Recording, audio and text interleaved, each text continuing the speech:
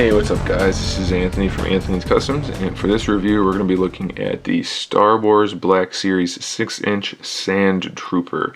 This guy is one of the ones that people thought looked the best when they first showed him off, and while he is a good figure, he's kind of like my least favorite right now. The sand detailing that they did looks a little less like sand and a little more like smeared poop. It's just smeared baby poop is a good description of this. It just looks a little sloppy and more like poop than sand. I don't know. Then you have this little orangish red detailing that it's pretty sloppy, and there's some on his knee down here. So it just doesn't look as good, but the figure itself, pretty darn good. I definitely don't have a problem with it. A lot of people are saying that the head's too big. I don't know, I think it looks okay. I'm not the most knowledgeable Star Wars guy, but I think it looks alright. As far as accessories go, he's loaded. He's got this one. I don't know if they have names, they probably do, but I don't know what they are. The straps are painted, there's details painted, pretty nice piece, and it fits over his shoulder with everything else going on. He's got this one. No paint really on this one other than a little bit of a dry brush, but the sculpt work is still pretty good. And he has the more pistol-like one. Again, no real paint work, but the sculpt is fine, so that's cool, and he holds them all very well.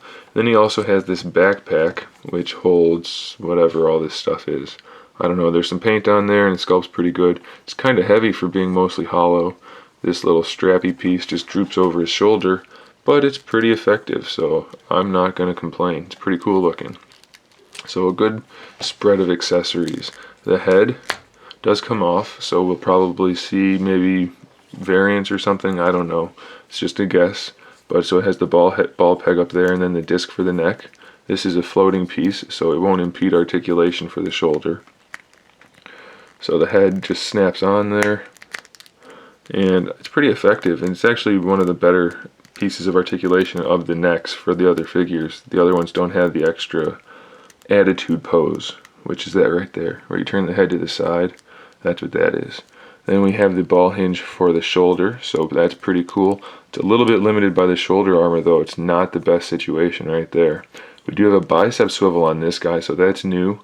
Double jointed elbow, that's new. This guy's a lot more in line with the Marvel Legends as far as articulation goes. He has the swivel in the wrist and a hinge. He has the diaphragm joint up here. It's a little bit restrictive forward and backward, but not too bad, and it works fine side to side. And it works really well just to rotate him. So the torso articulation is pretty good. I'm pretty pleased with it. These little pouches on the side could definitely have been done better, I think, because they're not soft plastic, so they're going to impede articulation quite a bit. You do have basically a ball hinge in there though to move the leg around, and then there's a thigh swivel. You can see the cut joint in there.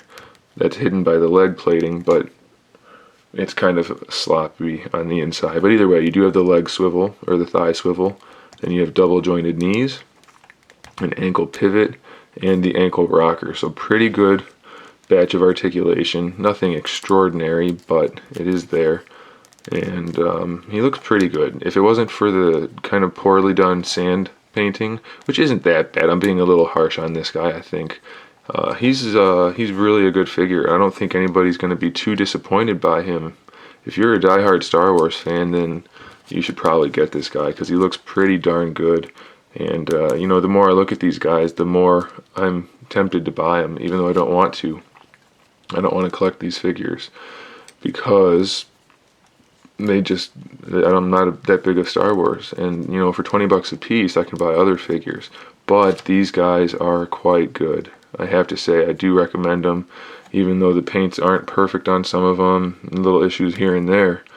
I don't know, as far as Star Wars figures go, I don't think you get much better for 20 bucks. It's a pretty cool figure, and I do recommend it. Thanks for watching, guys. Stay tuned for more figure reviews, custom figures, and other good stuff. And in the meantime, keep collecting.